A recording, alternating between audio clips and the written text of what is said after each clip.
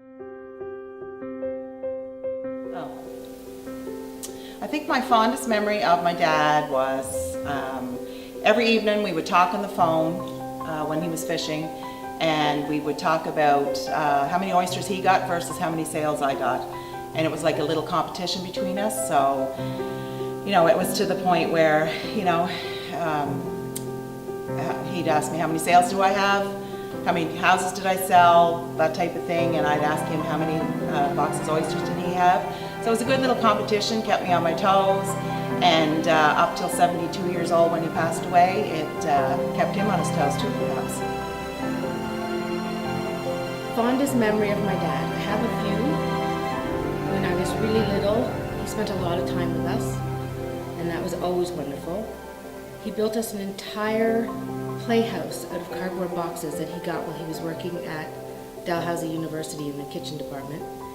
And he wouldn't let us see it. He darkened all the basement windows and blocked off the basement we could go down. And when my sister and I went down, it was a huge house that we could go in with shutters and furniture, and he made paintings on the wall. And he would do things like that all the time. And I miss him. I just lost my dad last year, and it's still wonderful to think of all the times that we had together. Wow. Memories of my dad. I was certainly blessed as a child to have fantastic parents and had a great childhood. So to pick one moment is really difficult because there's so many. My father's a business for self. He owns his own, still works as a land surveyor back in Cape Breton in his late 60s.